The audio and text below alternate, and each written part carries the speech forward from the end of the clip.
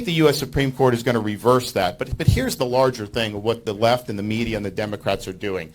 They're doing all this stuff to basically solidify support in the primary for him, get him into the general, and the whole general election is going to be all this legal stuff. And look, it's unfair. They're abusing power 100%. But the question is that going to work?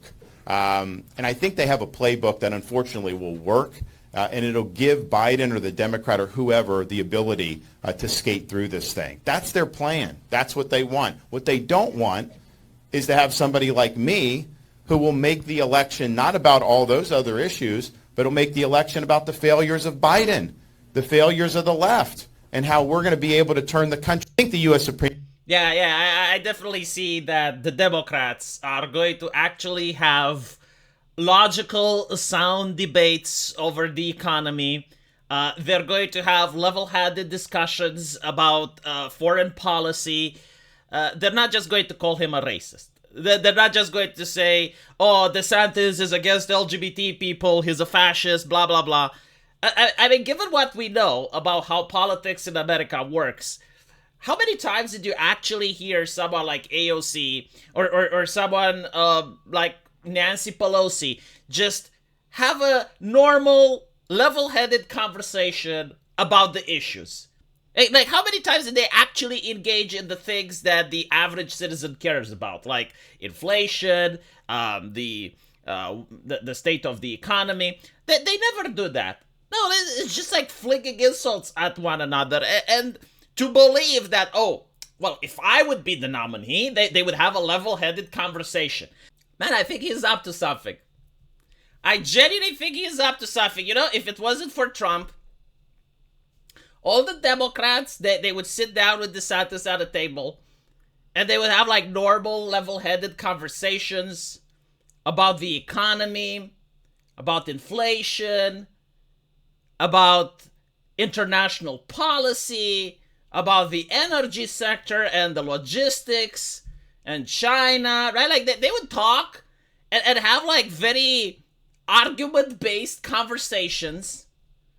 They wouldn't call DeSantis a homophobe or a transphobe or assign various labels on him. No. They would genuinely talk about politics and issues that the common American citizen is concerned about. Because this is what the Democrats have been renowned for doing in the last 5 years. Right? I mean, they're very level-headed people. It's just like with Trump, they have a problem. Like with Trump, they can't do that. With Trump, they abuse power, like DeSantis said, in his own words, right? Like he believes that there was an abuse of power there. But it's just for Trump, all right? Like they wouldn't do it to anyone else. I mean, come on. Like if it was DeSantis, they wouldn't do it to him, obviously, right? You know, I wonder, like, what is the type of voter that wouldn't vote for Trump but would vote for DeSantis? Because there must be people like that. Probably it's a significant demographic, isn't it?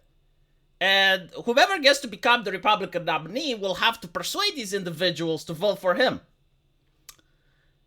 And in order to do that, you have to understand, like, what is the mindset of such a person? Like, why would you, not vote for Trump, but you'd only vote for DeSantis? And I think, like, these individuals are probably not young people. They're probably part of the generation that my parents were. And they really care about the optics.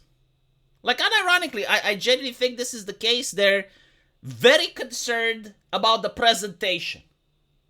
So as long as the person is dressed in a suit, as long as you have like the corporal environment where the politician is dressed properly, he goes in front of a prompter, he reads from the prompter, and he doesn't have any mean tweets, then they would vote for that person. But if the person has mean tweets, that's a deal breaker. And unironically, I think like the corporate press understood that very well. And this is why they kept hammering Trump with the mean tweets thing. It's like, oh, mean tweets. It's because there are literally people on the right, and I do believe there is a significant percentage of them. They're not the majority, but they're enough to sway an election. And they literally do care about mean tweets more than they care about the economy, more than they care about other issues. However, I do believe that as the economy is getting worse and worse, they are more likely to put up with mean tweets than they are to put up with the economy. So these are probably the individuals that Ron DeSantis is trying to appeal here. It's his primary base, I think. And it's like, well, you wouldn't vote for a president that got indicted. It's like, well, yeah, but like he got indicted for reasons that you personally don't believe are legit. It's like, yeah, but that doesn't matter. The fact that he got indicted, like the fact that he has a mugshot, and look at him, you know, like he's posting the mugshot on merchandise. That is unacceptable. This is not how politics should be done. And in politics, it should be presentable. Like what they did in the Senate with the boot sex, right? Decency is on the ballot. And ironically, like they genuinely appeal to a segment of the population that is probably in a gray area. Like they don't necessarily feel leaning towards Republican or Democrat that much, but like they lean towards decency, right? So as long as you have like the corporate PR person speaking in a very calm and rational manner, right? He's not screaming, he's not shouting, he's not hurling insults, but he is telling about the fact that he wants to take your gas stove away. He is talking about the fact that he wants to print another $5 trillion. He is talking about the fact that he doesn't care about the fact that there's crime in your city, right? But if he does it in a presentable manner, dressed in a suit, with a smile on his face, there are people who appreciate that more than someone that will go into a microphone and go like, afuera! Afuera! You know? It is the presentation that is so important to some of these individuals. And I feel like this is what Ron DeSantis is trying to accomplish here. The problem is that Ron DeSantis, and I don't know if he doesn't understand it or if it's disingenuous. This is not an issue of left versus right. This is not an issue of which of the candidates do we pick. So, no. This is an issue of survival at this point. If you believe, and Ron DeSantis believes, that the Democrats are abusing power, okay? What makes you think that in 4 years they won't consolidate it even more? Like, think about how things were on social media in the 2020 election and compare it to the 2016 election. Like, in 2016, people could literally say whatever they wanted online. The Democrats could say whatever they wanted, and the Republicans could say whatever they wanted. And the Republicans won. In 2020, social media was under lock and key. You couldn't talk almost any subject around the pandemic than the ones that were officially approved. The Hunter Biden laptop story saw major publications that have been in print for decades get suspended from social media over the Hunter Biden laptop story. To believe that 4 years from now things will be better rather than worse is absolutely ridiculous. I mean, you look at the Twitter files and you notice that the censorship went one way. You notice the freak out that they had and are still having over the fact that people can express themselves somewhat more freely on Twitter than they used to express themselves last year. Right? So as a Republican, you should look at this as an existential crisis rather than a personal thing. Oh, well, if they put me, they would never do that against me. Like no, they are willing to do this against Trump. But if I were to be nominated, surely they would. Oh, come on. Like, this is ridiculous. You know, there are certain companies. I think well, I shouldn't give names, but if you guys worked in a corporate environment, you know that there is a practice where they will not hold a manager for more than 10 years. Because the more you remain in that position, you get a wage increase. And after 10 years, they realize, well, it's a lot better if we just fire the manager and hire a new guy and we start paying him like the initial salary. So we make some cuts in the company. And most of the time, the firing is absolutely legally questionable. Like they will, have a dossier on the guy and say, oh, you were late for work this time, or you did that time.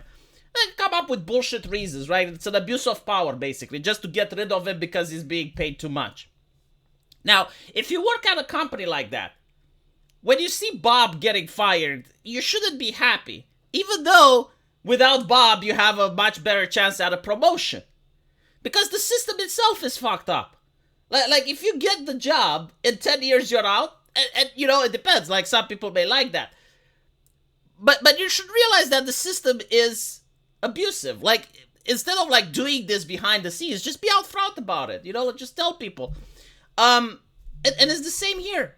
it's like DeSantis is noticing that the system is corrupt, that all of this apparatus is being used against another Republican, and he should be like, well, this is unacceptable. Like, we cannot stand for this, because when my name is going to be as the Republican nominee maybe 4 years from now, I don't want these same tactics to be used against me. They're not used against me now because I'm not the nominee, but like in 4 years. Unfortunately, this is not the conversation that they're having, and a house divided cannot stand. Hopefully, once the primaries are over, he may have a change of mind. You know, I mean, Kamala Harris had a very interesting change of mind about Joe Biden. Watch what she said about him during the debates. Very harsh. But once she became the vice president, she said, well, it was a debate. And maybe he's going to be like that. Who knows? Let me know what you guys think, though. And as usual, I will see you in the comment section. Take care.